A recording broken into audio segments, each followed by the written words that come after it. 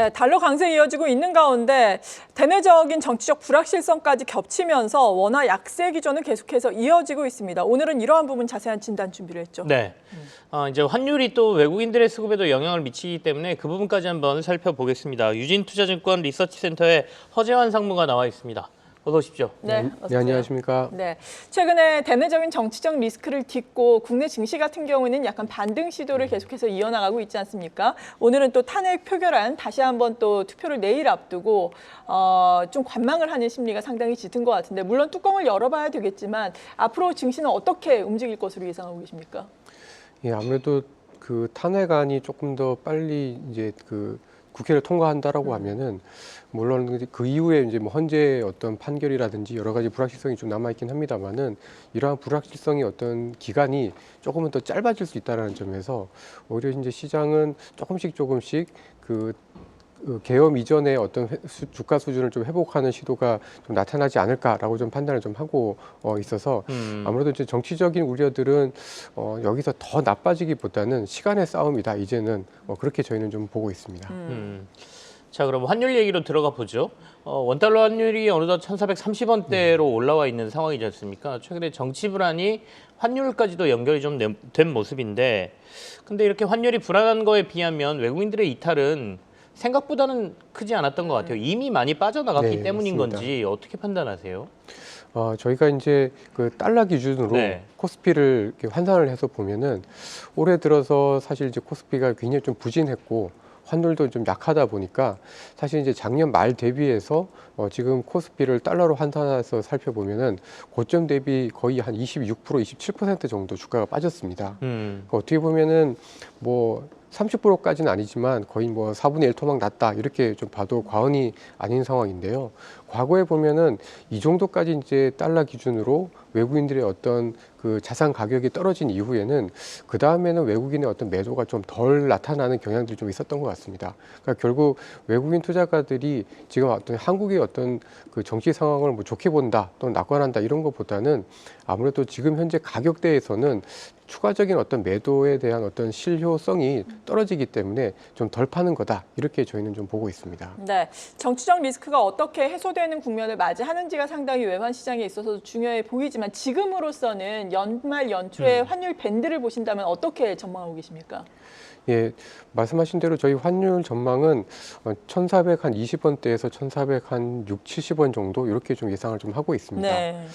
이제 저희가 이제 그렇게 좀 판단하고 있는 이유는 저희가 이제 정치적인 어떤 불확실성도 있지만 지금 전체적으로 달러가 굉장히 좀 강한 편이거든요. 그렇죠. 네.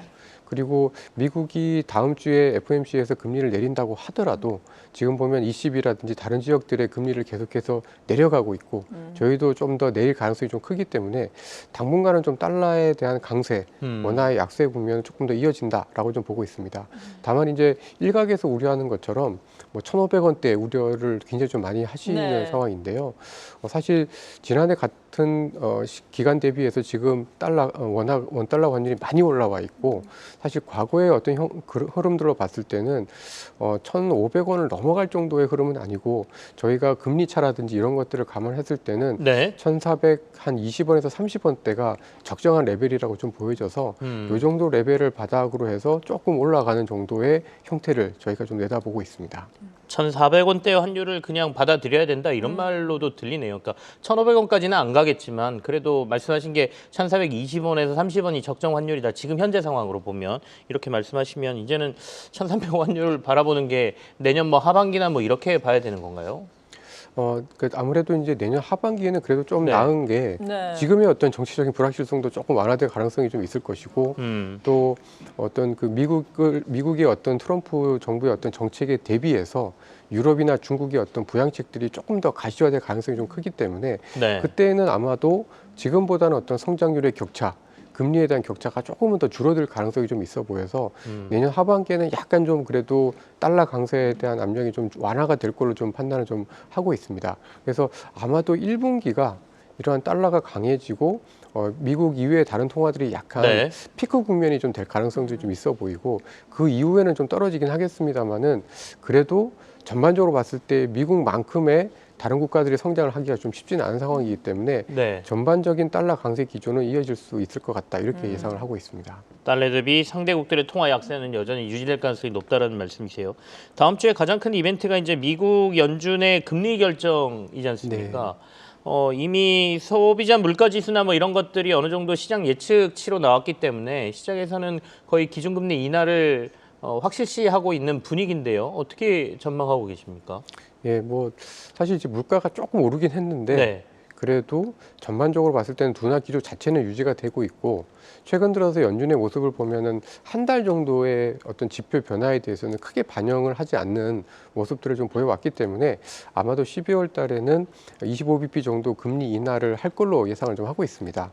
근데 이제 문제는 25bp 금리를 인하를 할 거다라는 거는 이미 이제 시장에서 많이 반영이 되었고 그 이후에 이제 성명서라든지 기자회견을 통한 어떤 향후 통화 정책에 대한 언급이 훨씬 더 중요할 것 같은데요.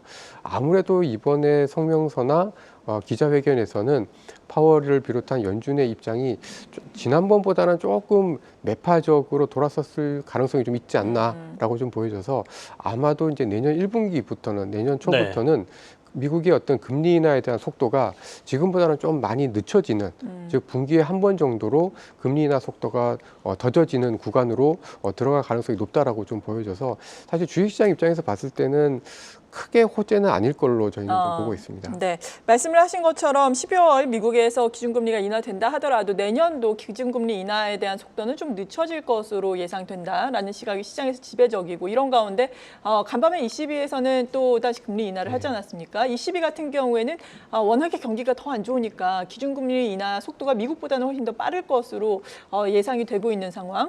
중국 같은 경우에도 경기 부양과 관련해서 환율에 대한 우려도 있잖아요. 네네. 이 부분을 좀 통합해서 설명을 해주신다면 어떻습니까?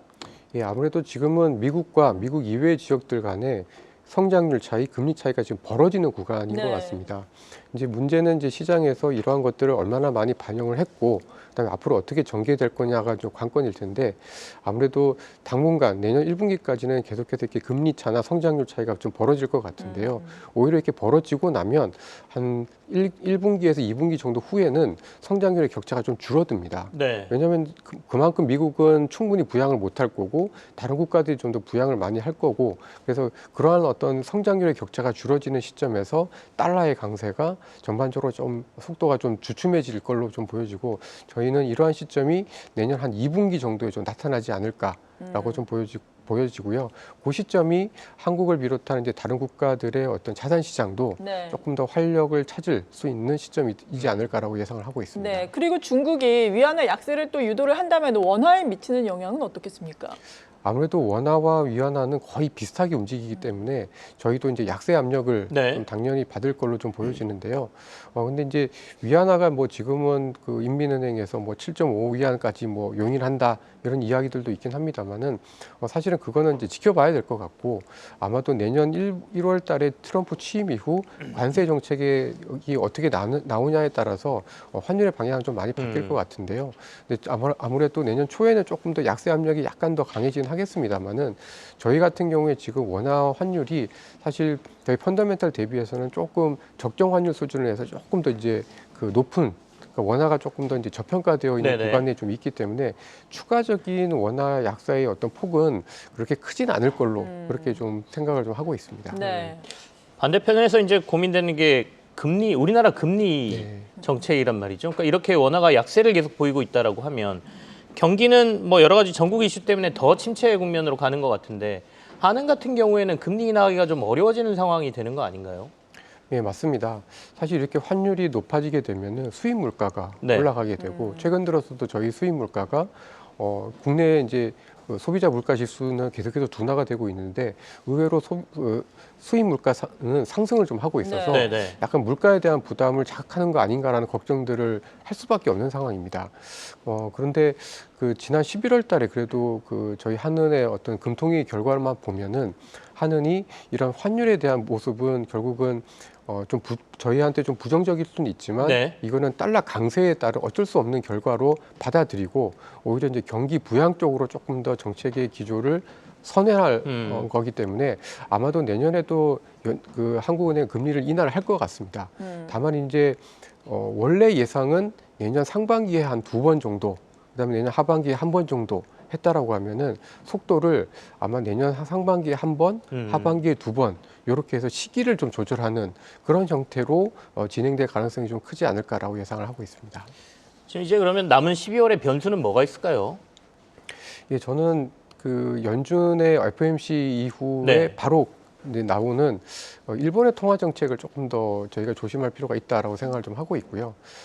이제 일본 같은 경우에는 아시겠지만 지금 물가 상승률이 2.3%, 그러니까 굉장히 네. 높은 편인데 금리는 0.25%니까 금리와 물가 간의 괴리가 너무 많이 벌어져 있는 상황입니다. 그래서 아마도 일본은행이 금리를 올릴 가능성이 굉장히 좀 높은 상황인데요. 근데 이제 과연 이번에 올릴 것이냐, 아니면 1월에 높일 것이냐, 요거에 따라서 금융시장에 미치는 영향이 좀 달라질 것 같습니다. 아무래도 이제 일본이 금리를 올리게 되면 저희 원화도 직간접적으로 영향을 좀 받기 때문에 아마도 저희의 원화가 약세가 되는 속도가 다소 진정이 될 가능성, 그리고 달러의 어떤 강세의 압박도 좀 완화가 될 가능성들이 좀 있어 보여서 이번 12월 달에는 아무래도 이제 BOJ의 통화 정책을 좀 유심히 좀 봐야 될 것 같고요. 혹시라도 만약에 금리를 올리게 되면 엔화가 아무래도 좀 강해질 텐데 네. 그 구간에서는 미국의 기술주들도 지금 잘 주가가 많이 오르고 있는 기술주들의 주가 상승도 약간 지난 7, 8월에 엔이 강할 때 저희가 엔캐리 청산 트레이드라고 해가지고 그렇죠. 흔들렸던 것들만큼은 아니겠습니다만은 다소 기술주들의 상승세가 좀 주춤할 가능성이 좀 있어서 12월 달에 이제 남은 기간 동안에 저희가 좀 주목해야 될 변수로는 일본 중앙은행의 정책의 기조를 좀 볼 필요가 있다. 이렇게 좀 말씀드릴 수 있을 것 같습니다. 네. 네, 그렇다면 말씀하신 것처럼 이렇게 일본 정책에 따라서 기술주가 만약에 좀 주춤한다면은 매수의 기회가 될 수 있을지 연말 연초에 뭐 미국을 포함해서 국내라든지 투자 전략을 좀 제시를 해주신다면요. 네.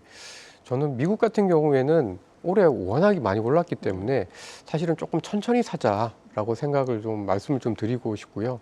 왜냐하면 뭐 올해 20% 넘게 올랐고 작년에도 20% 넘게 올랐기 때문에 내년에 어떤 기대 수익률을 올해만큼 가져가기는 어렵다라고 생각을 하고 있습니다. 그래서 네. 연말 연초에 조금 조정이 나오면 그때 서서히 사자라고 좀 말씀드리고 싶고, 저희 국내 같은 경우에는 아무래도 이제 뭐 정치적인 불안함들 때문에 여전히 좀 눌려 있을 가능성이 좀 있습니다만은 그래도 주가의 어떤 절대적인 레벨이 굉장히 좀 싼 편이라서 내년 한 2, 3월까지 천천히 좀 시간을 두고 저가 매수를 하게 되면 오히려 내년 이맘때에 현재 주가 수준은 지금보다는 좀 많이 높아 있지 않을까라고 예상을 좀 하고 있습니다. 네, 지금까지 유진투자증권 리서치센터의 허재환 상무와 함께 환율을 중심으로 한 투자 전략 도움 말씀 들어봤습니다. 감사합니다.